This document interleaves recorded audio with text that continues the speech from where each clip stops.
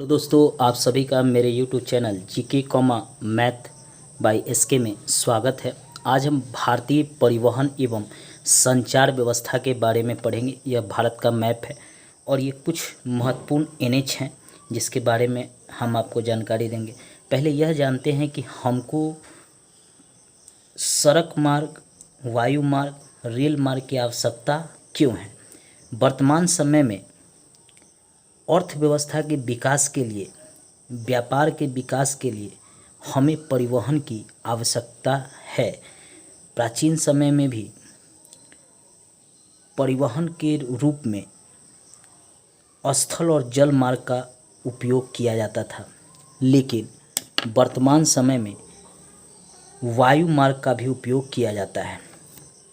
वायु मार्ग को भी दो भागों में बांटा गया है, राष्ट्रीय और अंतर्राष्ट्रीय।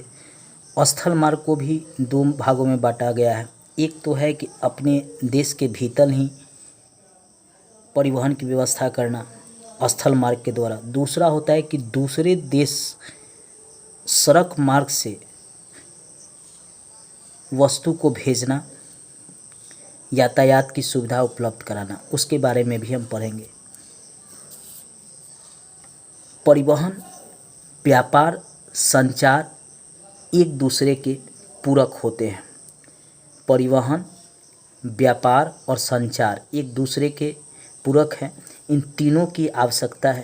पहले जो था, सड़क कच्चा होता था भारत में, जिसके कारण जो है हमको किसी वस्तु को अगर श्रीनगर से कन्याकुमारी ले जाना होता था तो काफ़ी समय लगता था। इसके लिए ही राष्ट्रीय राजमार्ग का निर्माण किया गया, ताकि हम श्रीनगर से अगर किसी वस्तु को भेजना हो या यातायात अगर सड़क मार्ग के द्वारा करना हो तो तीव्र गति से हम यहाँ तक पहुँच जाए और हमें समय भी कम लगे और फ्यूल यानी जाने में खर्च भी कम लगे। क्योंकि किसी भी परिवहन में तेल का खपत आप देखते हैं, डीजल या पेट्रोल का खपत आप देखते हैं, तो इसमें कमी लाया जा सके, इसके खपत में कमी लाया जा सके, इसलिए इस सड़कों का निर्माण किया गया। उत्तर से दक्षिण भारत, पूरब से पश्चिम भारत को जोड़ा गया सड़क मार्ग के द्वारा।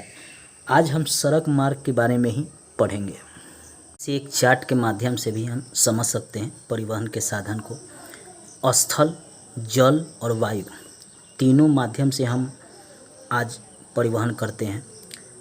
स्थल में सड़क, रेलवे और पाइपलाइन। सड़क और रेलवे से भी यातायात किया जाता है।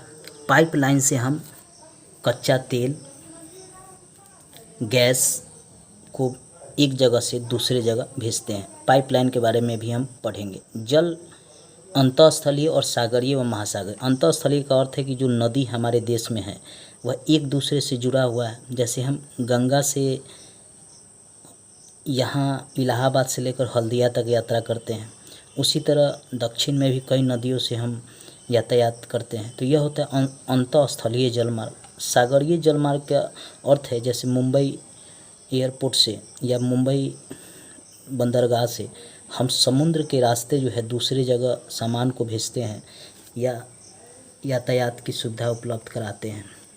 इधर भी समुद्र है, तो इस रास्ते से भी हम सागरीय, महासागरीय रास्ते से एक दूसरे जगह वस्तु या यातायात की सुविधा उपलब्ध कराते हैं। वायु मार्ग। वायु मार्ग एक राष्ट्रीय होता है कि अपने देश के भीतर ही एक जगह से दूसरे जगह जाना, जैसे दिल्ली से कलकत्ता जाना, चेन्नई से कलकत्ता जाना, मुंबई से चेन्नई जाना, ये हुआ राष्ट्रीय वायु मार्ग। और एक होता है अंतर्राष्ट्रीय वायु मार्ग, जैसे दिल्ली से फ्रांस जाना, ब्रिटेन जाना, अमेरिका जाना, चीन जाना, ये सब हो गया अंतर्राष्ट्रीय राजमार्ग, एक देश से दूसरे देश में जाना। अब हम एक एक कर पढ़ेंगे इसके बारे में। आज हम सड़क मार्ग के बारे में पढ़ेंगे, यानी राष्ट्रीय राजमार्ग के बारे में ही आज हम पढ़ेंगे।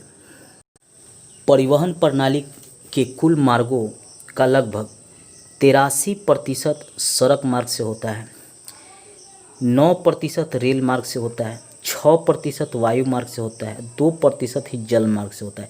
कभी कभी एग्ज़ाम में यह डाटा पूछता है, इसलिए VBI है, इस डाटा को याद रखिएगा कि सड़क मार्ग से कितना हमारा परिवहन होता है, रेल मार्ग से कितना होता है, वायु मार्ग से कितना होता है, जल मार्ग से कितना होता है। खासकर SSC, RRB, BPSC, PCS में कोई भी UP PCS हो, ऐसे MP PCS हो, राजस्थान PCS, उसमें कभी कभी डाटा पूछ लेता है, तो इसको याद रखिएगा कि किस मार्ग से हमारा परिवहन कितना प्रतिशत होता है। अब सड़क का भी विभाजन किया गया है, राष्ट्रीय राजमार्ग, राज्य महामार्ग और जिला सड़क और ग्रामीण सड़क, 4 भागों में सड़कों को भी बांटा गया है।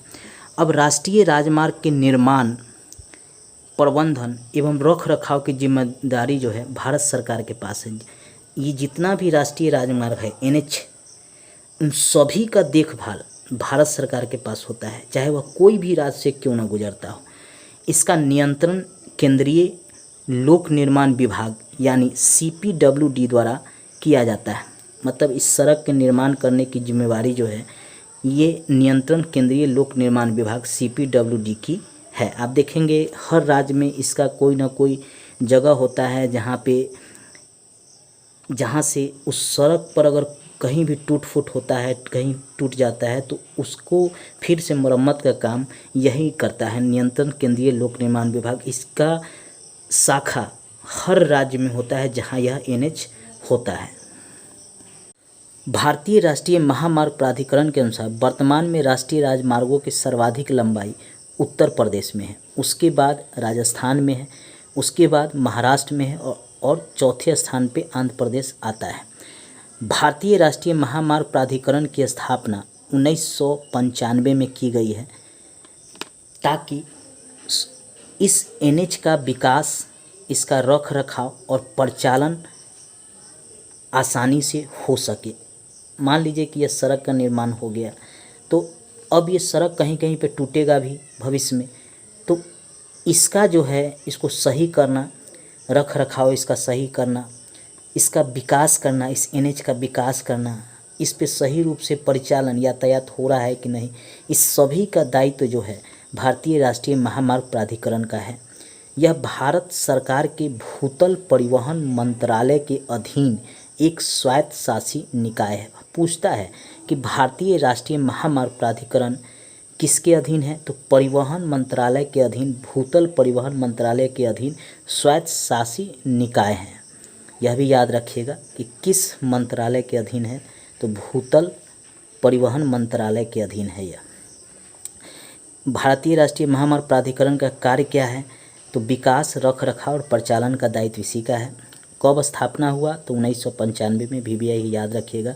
और भारतीय राष्ट्रीय महामार्ग प्राधिकरण के अनुसार वर्तमान में राष्ट्रीय राजमार्गों का सर्वाधिक लंबाई कहाँ पे है, तो सबसे ज़्यादा उत्तर प्रदेश में। बराबर प्रश्न पूछा जाता है कि सर्वाधिक लंबाई जो है NH का कहाँ पे है, तो उत्तर प्रदेश में है। यहाँ सबसे ज़्यादा NH है, 8,487 किलोमीटर तक NH फैला हुआ है।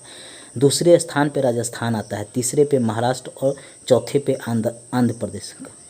UP PCS का अगर आप एग्ज़ाम दे रहे हैं या UP का, तो ये डाटा याद रखिएगा। राजस्थान का अगर एग्ज़ाम दे रहे हैं कोई भी, तो ये डाटा याद कीजिएगा। आप महाराष्ट्र में किसी का एग्ज़ाम दे रहे हैं तो ये डाटा पूछ सकता है, आंध्र प्रदेश में ये डाटा पूछ सकता है। इसलिए डाटा राज्यों के अनुसार आपको याद करना है, ताकि जिस राज्य का आप एग्ज़ाम दे रहे हैं उस राज्य में कभी कभी ये डाटा पूछ लिया जाता है।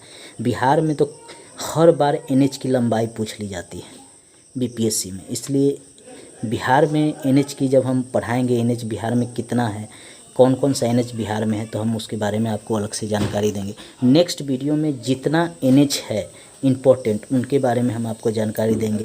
1 से लेकर NH 15 तक हम आपको जानकारी देंगे कि किस NH का अधिक महत्व है और कौन NH हमारे लिए बहुत इम्पोर्टेंट है, कौन NH सबसे बड़ा है, कौन NH सबसे छोटा है, इसके बारे में भी हम जानकारी देंगे। मेरे चैनल को सब्सक्राइब कर घंटी को ज़रूर दबा लीजिएगा ताकि अगला वीडियो जो है आप तक पहुंच सके। दोस्तों को भी शेयर कीजिएगा, फेसबुक, व्हाट्सएप और इंस्टाग्राम इस पर शेयर कीजिएगा। धन्यवाद दोस्तों।